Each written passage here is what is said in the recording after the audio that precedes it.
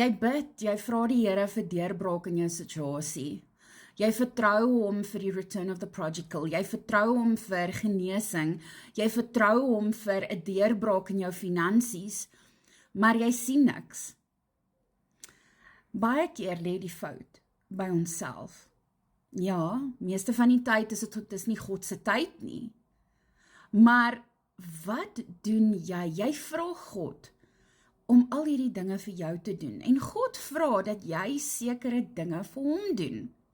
Maar jy is so gefokus net op jouself, op jou eie pyn, op jou eie deurbraak. Hoeveel keer bid jy vir ander?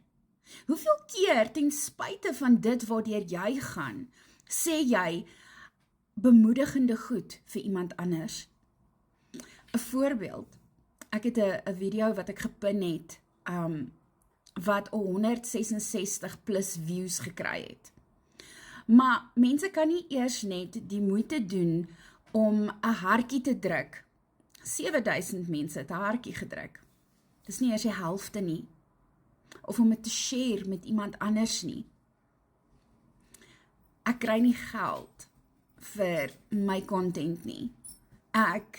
Die van julle wat weet, jy moet baie goed doen om geld uit TikTok uit te maak.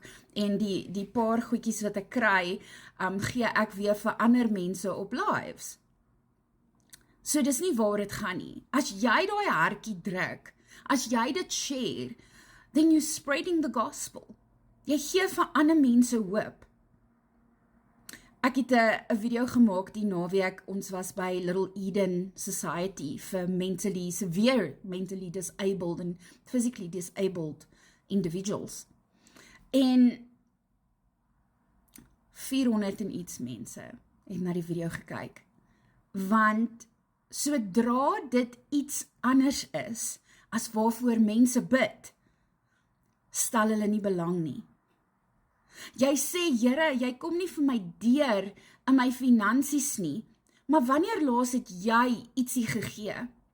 Wanneer laas het jy jou 10de aan die kerk betaal? En ja, ek het issues met baie kerke vandag, omdat alwaaroor dit gaan is geld. Maar daar's sekere Bybelse beginsels wat ons moet volg. Gee jy vir die armes?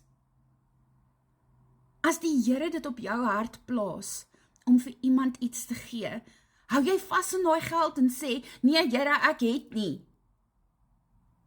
Of gee jy? Is jou hand oop, of is jou hand toe? Maar jy verwag dat God moet vir jou gee. Jy bid, jy vertrou vir die Here, vir jou man of vrou om terug te kom. Hoeveel mense support jy? Het jy 'n prayer buddy? Het jy iemand vir wie jy bid? Net gisterand het ek en 2 ander van my vriendinne saam gebid vir ons huwelike, vir ons mans, vir ander. Mense is selfsugtig. En miskien is dit hoekom jy nog nie jou deurbraak gekry het nie. Want alwaaroor dit gaan, is oor jou. Jou seer, jou pyn, jou behoefte. Jesus het toe hy op aarde was, het hy niks vir homself gevat nie. Alles in Jesus se ministry het gegaan oor ander. Wat doen jy?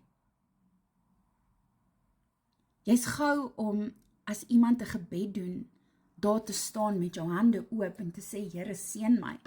Maar vir hoeveel mense bid jy? Hoeveel keer is jy die bemoedigende een? En ek het al dae gehad wat ek gesê het, Here, ek weet nie om ander mense te bemoedig nie, want ek voel self nie so nie. Maar dan bemoedig ek, en weet jy wat? Die Here gee vir jou die krag om dit te doen. Die Bybel sê vir ons dat ons vir ander moet bid. Hoe het Job se situasie verander? Dit het verander toe hy begin bid het verander. Hou op selfsugtig wees. Jy kan nie verwag dat God jou seën met daai ding waarvoor jy hom vertrou, as jy nie eers 'n seën kan wees vir ander nie. As jy nie eers iemand wat content plaas, en dit hoef nie ek te wees nie, dit kan enige iemand anders wees, Jy luister na die boodskap en dit spreek tot jou hart. Gaan share dit met iemand. Like dit, want wanneer jy dit doen, gaan hierdie app en dit versprei dit meer. Die meer likes wat jy het, op meer mense se For You page kom dit op. Dit gaan nie alles oor geld nie. So get off your high horse. En hou op, ek het mense gehoor van, jy kry seker baie geld deur TikTok, want jou goed's altyd dieselfde. My goed is soortgelyk, omdat dit goed is wat God op my hart sit. Ek sal nooit hier opkom en 'n boodskap kom gee, wat God nie vir my gegee het nie. Ek is te godvreesend om namens hom te praat, as hy nie gesê het, praat namens my nie. Ek sal nie vir jou bid, as God my nie lei om dit te doen nie. En God het al met baie van julle gepraat, en jy hoor dit vandag, en jy voel dit hier in jou gees, en jy weet jy doen verkeerd, want God het al baie met jou hieroor gepraat. Dis tyd om op te hou, om selfsugtig te wees. As ek nou die woord prodigal hierbo sit, dan gaan ek klomp views hê. Klomp mense gaan, ja pastoor, dankie pastoor, en dit en dat. But heaven forbid, as ek 'n organisasie opsit, met gestremde mense, because it's nothing for you. Gaan dink bietjie daaroor.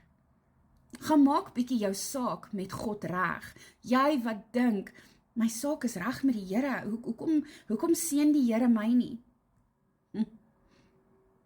Gaan spandeer tyd by God se voete, want jou saak is nie reg nie.